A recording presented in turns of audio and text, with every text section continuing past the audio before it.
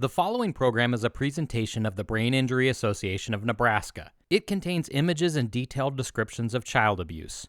Some viewers may find this content distressing or triggering. This is my daughter Alexis at 14 months old. Just 6 weeks after her 1-year-old checkup with her pediatrician, Alexis was thriving. Her vocabulary was double the average child of her age. Her physical development was ahead as well. She hadn't had anything worse than an ear infection and a superficial birthmark on her head. Alexis was a fully functioning, happy 1-year-old. On April 3rd, 2008, my wife Tiffany and I dropped Alexis off at daycare. The only account of what happened after we left is from the daycare provider, the only adult in the home at the time. Alexis was crying when we left, so she was put in a timeout. But Alexis followed the daycare provider out of the room, so Alexis was put in a timeout a second time. Once again, Alexis followed the provider out of the room. It was just before she was set down for her third timeout that in the only details ever provided on what happened, the provider only said, "It all happened so fast." According to investigators and more than a dozen doctors, Alexis was violently shaken and thrown.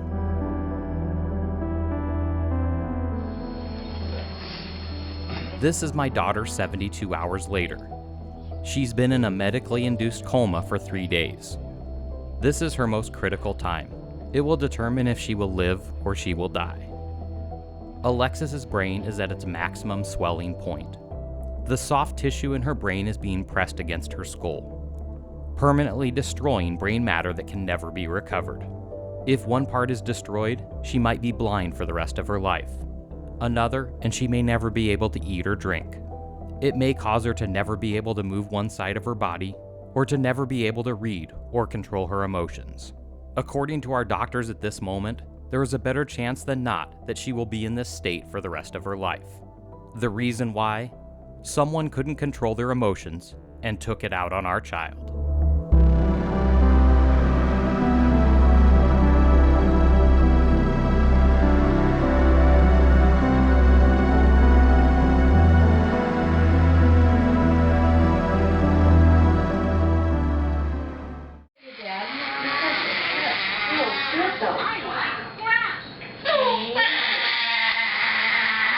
Alexis would survive, but not one aspect of her life has been easy since that day. That's usually what happens. Yeah, when I get the camera. The assault left her blind, unable to eat or drink, talk, or move her arms and legs.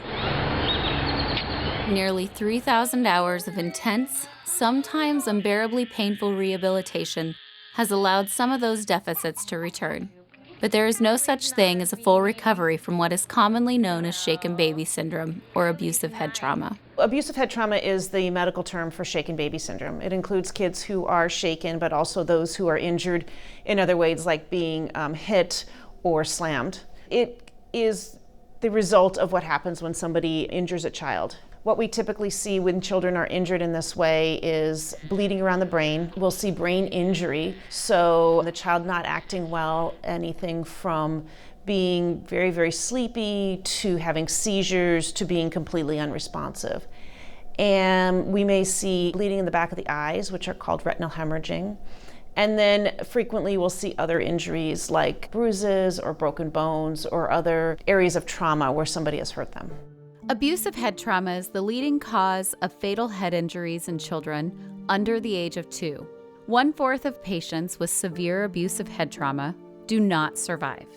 80% of survivors endure permanent disabilities, including developmental delays, learning disorders, seizures, weakness, and visual impairments. Cases as serious as what happened to Alexis number in the thousands every year in the United States. But several organizations estimate there are up to 50,000 unreported cases of abusive head trauma annually. This may result in something minor, like a concussion, or might not even show up in a child until years later as a learning disability or social emotional struggle. They may look normal leaving the hospital or appear pretty well doing what normal babies do, but then they hit 5, 6, 7 and they have to learn and they have to sit still and they start to struggle with that. But in regards to the extreme cases like Alexis's, the truly frustrating part is looking through news websites or newspapers on any given day, and you'll see this happening again and again. Mothers, fathers, babysitters, grandparents, boyfriends, girlfriends, unable to cope with a baby or a child in a stressful situation, permanently disabling or even killing them. The idea that there are good parents and bad parents and you're born that way, outside of a very, very small number, there is evil in the world. I don't want to deny that. But most parents that harm their children they didn't get up that morning to say, today I'm going to abuse my child. They got up this morning thinking they were going to be available for their child. While our family was still living in the hospital in Lincoln, Nebraska, we just had to look 2 doors down the hallway to find a family experiencing the same pain we were. My phone rang, and it was Scott's number on the caller ID, and he said that Brianne had just called and Chase was unconscious and she couldn't get him awake. I knew instantly it was bad. Like, there's no reason for my baby to be unconscious. He's completely healthy. There's nothing that's ever been wrong with him. The rescue squad members talked to me on the phone for a little bit and said had already started to resuscitate him and the life flight was coming, which I already knew because I was at work at the hospital and I heard the helicopter take off, so I knew it was for him. And that was just so hard. We finally got to see him then in the ICU just for a few minutes. They let us see him. He was very white, like whiter than white, and cold. Like, he didn't feel real at all. His head was all wrapped up where they had taken about half of his skull off of his head to let his brain swell. The neurosurgeon, he said he would give him a 10 to 20% chance of survival. All of his blood vessels were ripped and shredded down off of his head. I just thought he would never live. Our daycare provider was essentially Chase's cousin's mom, is who did this. Her story was that he fell off the couch and just never woke up. It's very rare for someone to show up and say, I just shook my baby, I just got frustrated. Household falls, off counters, off beds, off changing tables do not cause any significant injury. We know that from experience, and it also doesn't make much sense if babies were to die. Every time that would happen, we'd have a lot more dead babies. It doesn't work. What we have to recognize is that there are precipitating factors that lead to a bad decision of shaking a baby or doing other things that harm a child. And the most common precipitators are stress. A bad day at the office, getting laid off, losing your home because of mortgage foreclosure, having a fallout with a very close friend. All these things bring about tension, bring about stress that unfortunately sometimes cloud the better judgment that we want to have, especially around our children. We know for a fact there are certain things that we have to avoid, and stress, alienation, things like that we can do. We have the ability as a community and as a nation to change that. My question is, why aren't we? 16 years after Chase was shaken, he is now a senior in high school in Randolph, Nebraska, the oldest brother of 6. I would have never guessed back in 2008 that we would have ever been going to his high school graduation. In 5th grade, he was able to start band, and he started playing the trumpet because we thought that was the only one-handed instrument he could do. But even that, the vision was a huge battle to read the music and be able to see the notes and follow them. He plays the bass drum, he plays the tambourine, he plays the shaker, anything in the percussion, whatever he can do, he'll play it. The bass drum is a fun instrument. I feel like it's just fun because you get to, sometimes you can get the band off track first if you get off beat. Sometimes I speed up and then the whole band goes with it. And then bowling is the most recent thing, which he loves. We have practice every day, and then we have like a couple meets we go to. And he is not just a bowler on the team, he's the team captain. He has a lot of physical deficits that are hard, of just only being able to use his right hand, and his walking is less than stellar for sure. There's not enough hours in the day to stretch and get to therapy or money, time and money to get all of this accomplished. Vision is probably our biggest battle. There's no fix for that.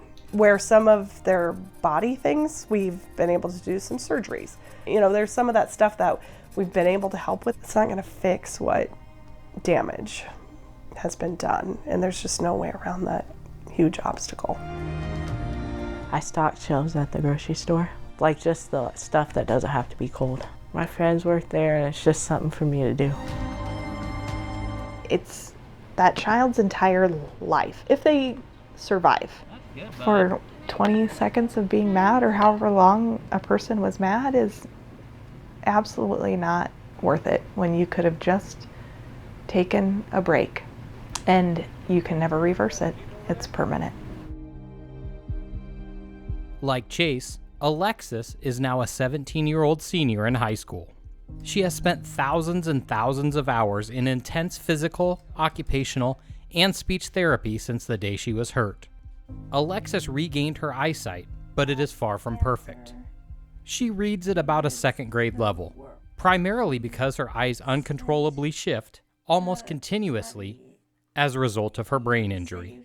Her right arm is folded in a constant flex, the result of her brain's inability to send the correct messages to it. Alexis will likely never have any functional use of her right arm. She can walk with a lot of assistance, but never independently. Alexis spends a majority of the day in her power wheelchair.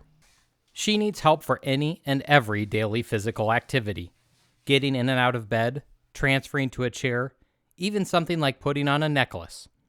Help she will need for the rest of her life. When the brain is injured like that, it doesn't send the right nerve impulses to the muscles and development. So the children end up with essentially cerebral palsy.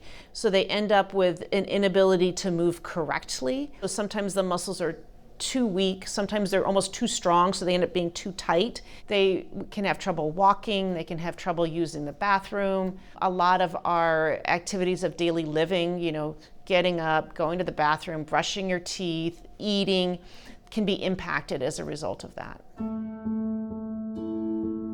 About 1.5 years after Alexis was hurt, we met Antonio, who was rehabbing at the same hospital as Alexis. Sadly, we found out he was recovering from the exact same injury as Alexis and Chase. Antonio's story begins with his grandmother, Deanna, a pastor in Omaha, Nebraska, who is the adoptive mother of Antonio's father. It was late at night, and I received a phone call from Antonio's birth mom that he wasn't breathing, and they were taking him to the hospital. She called again as I was driving in, and she was hysterical and said there was something else going on and they wouldn't let her see Antonio. And then she began to unfold that they suspected something else had taken place. My son is bipolar and had had a very bad psychotic break about 6 months before and was not taking his medication. With his lack of medication and his instability that night, I still don't know the whole story myself, but he was not at all in a stable place. Yeah, shook him. It is so hard as a mom and a grandma. I feel like I've lost everything in my family in this. I love my son. I've loved him from the beginning, and that doesn't go away. At the same time, I'm angry with him and disappointed, and I wrestle with all of that, and I wonder how anybody could do this to this sweet, innocent baby. And I love Antonio like nothing else. This can happen to anybody. I talked with my son about shaking babies before Antonio was born, and on those days that I feel guilty about this, because I do, he's reminded me, Mom, you talked to me about it. Some people just don't know. They think a child is doing something to aggravate them. Well, this is normal child development. People think, oh, the baby's crying to just get me angry. She should know she shouldn't be crying.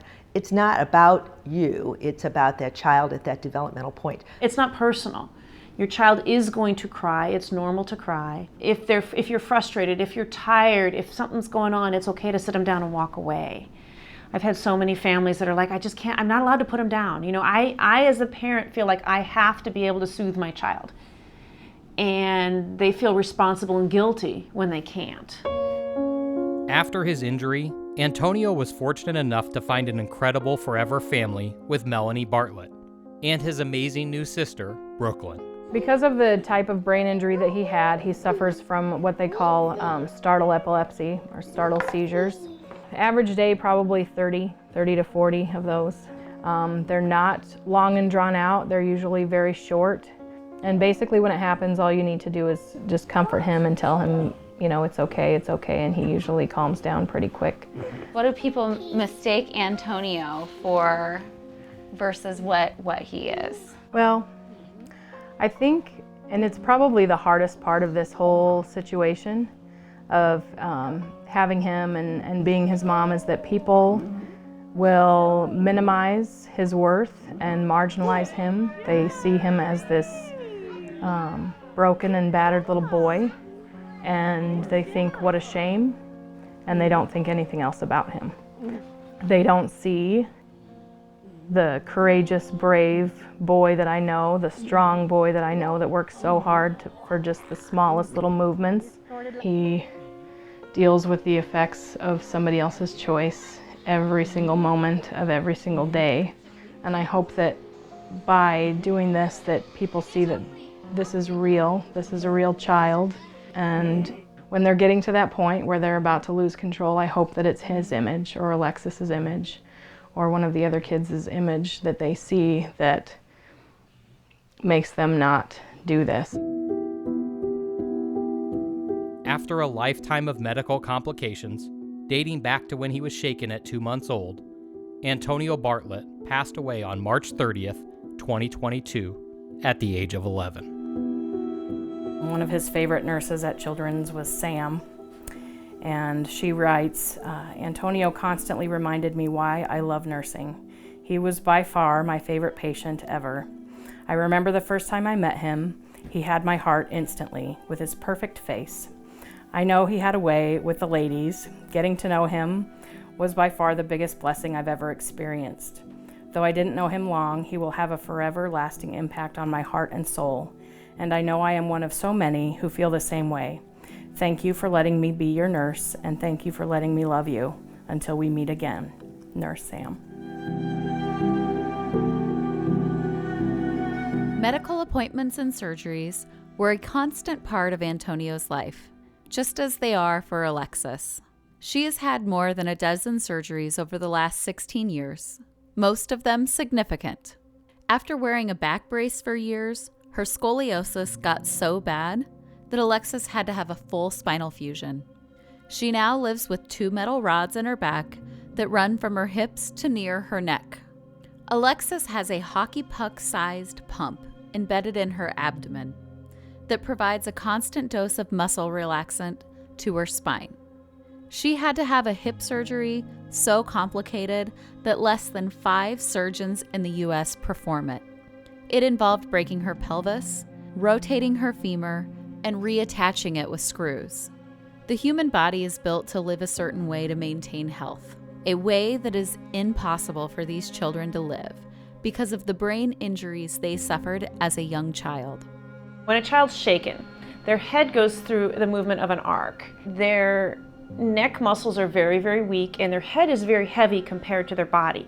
So there is a very large amount of rotating that those heads go through, frequently to the point where their chin will hit their chest and the back of their head will hit their back. And that movement in itself, actually, what it does is it basically shakes the brain apart. And that's what happens in these children. So the brain gets pulled apart, and that's what eventually leads to them stopping breathing, losing blood supply, and then the brain continuing to cycle into injury and sometimes even death. Christine Einspar has lived through the same struggles we have with her son Ethan. a 21-year survivor of shaken baby syndrome. It was about 9:50 in the morning when I had gotten a phone call from the daycare provider, and she said that Ethan wasn't acting right and that maybe I should take him into the ER or take him into his family pediatrician. And so I called Ethan's dad. So he went to go check out the situation, and when he arrived, Ethan was laying in a pack and play. He was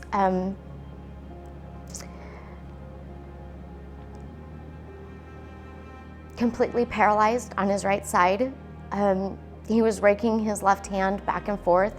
His head was facing to the left and he was moaning.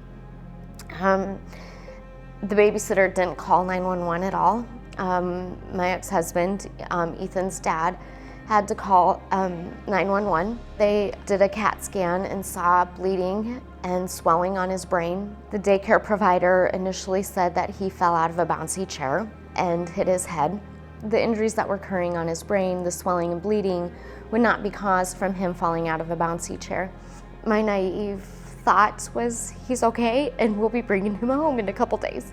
It was 24 hours later that they confirmed that he had been shaken. Sorry. No, it's okay. When he came out of the coma, he was paralyzed on his right side. We left the hospital almost a month later and then didn't have seizures until his first birthday. And he started having breakthrough seizures, and it was like one every 2 weeks. They determined that when she shook him, she completely damaged the whole left side of his brain. And that's where all of the seizures were stemming from. And a week later, we were down in St. Louis for brain surgery, where they went in and removed part of the cortex and disconnected the two hemispheres. The left side of his brain is no longer there. Ethan is now 21 years old and lives in Kearney, Nebraska. He found a home within band. It was good because he is such a social kid that everybody within band just accepted him and treated him like a normal high school student. The things that I wasn't prepared for was the transition, because he was a social student and loves being around people. That transition from being at the high school, then going into the 18 to 21 program, that transition program, I wasn't prepared how it would impact Ethan emotionally with his mental health. It was a huge transition for us as a family. I like working as a host in a restaurant on weekends and dishwasher Tuesday, Friday, Saturday. Some things might be hard for me to do, but I just have to adapt to like what your strengths are and what your limitations are. The smile that he brings to people's faces and being such a social human being, and when we're out places and people that know him, oh hey, it's Ethan. It's pretty awesome. Nice to see him having fun playing sports, watching him go to Special Olympics and stuff like that, and also bowling. I say we're probably pretty even on bowling. He might be just a little bit better because he's had more practice. You always hope like that he'll get more function out of that arm or be able to use it, because you see the struggles that he goes through, whether it's cooking or doing laundry. Not having that extra hand definitely makes tasks longer for him to do, but he never complains. Ever since he was in kindergarten, my goal for him was to live on his own, was to be independent. I don't know if we're quite there yet, but that still is my goal. I understand how someone can get to that breaking point, but what I don't understand is crossing that threshold, crossing that line. And it's so important to be able to recognize when you get to that point, to have strategies, coping skills, to know what to do from that next point, whether it's call somebody, walk away, find a stress reliever for you, but to be able to recognize when you get to that point is so important. We took Alexis to her first live play when she was 5 years old. She fell in love with theater and has been in more than 24 plays since that time.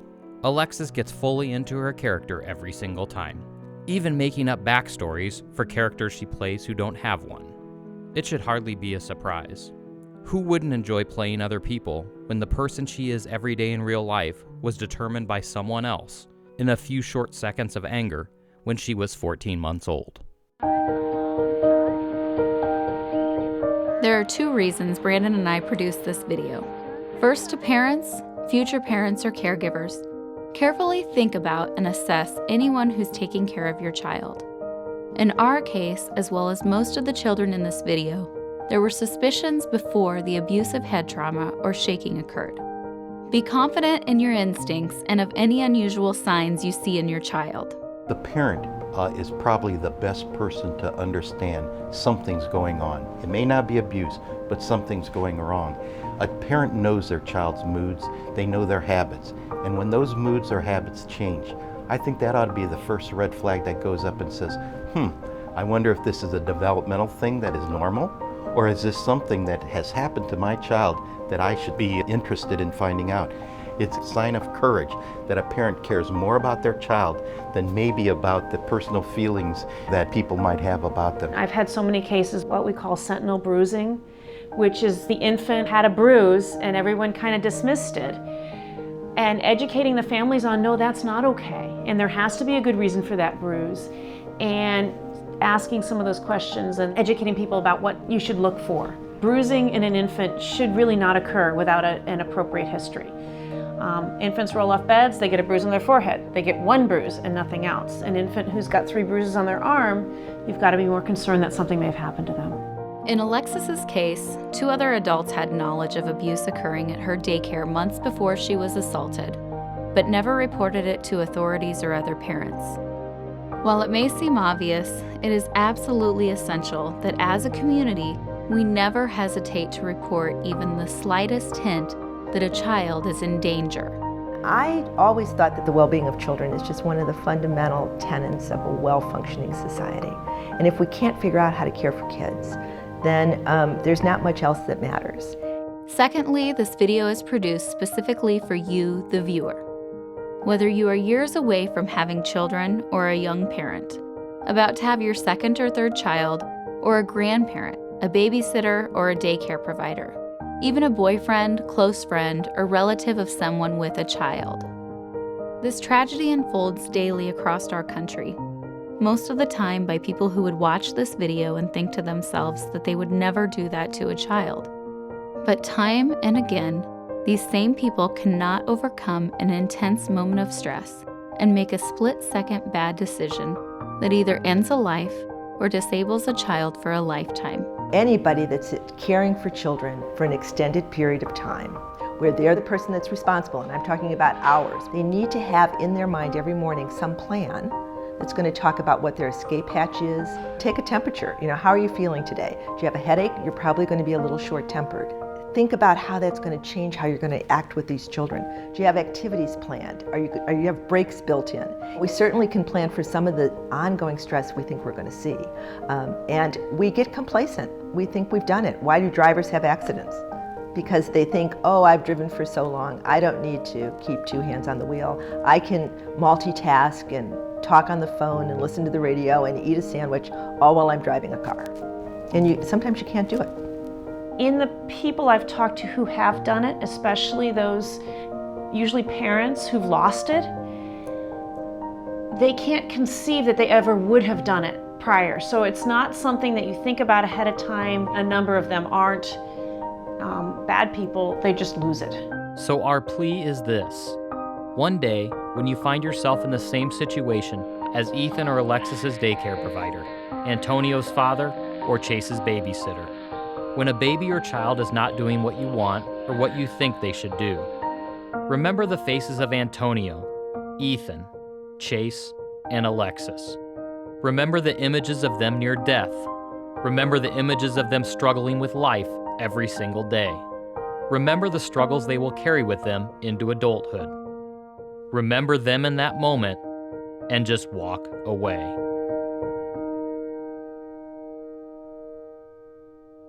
Hi, I'm Alexis Verzal, and here's a few things to remember about shaken baby syndrome. The people who you've seen in this video are victims of shaken baby syndrome. But I want you to know that toddlers and older children can also be injured or killed from abusive head trauma. No baby has ever died from crying too much. Remember, babies cry to communicate and relieve stress. It's not meant to make you feel like a bad parent or caregiver. If someone calls you needing help with a crying baby, always offer your help. Here are some tips to cope with a crying baby. Remember the 10-foot rule. Place the baby in a safe place and stay 10 feet away until you calm down. You can also take deep breaths and count to 10. Put the baby in their crib and leave for 10 minutes. Close your eyes and think about a peaceful time in your life. Take a warm bath or shower. Play music that calms you down or do some exercise. Always remind yourself the crying will end. And please, never ever shake a baby.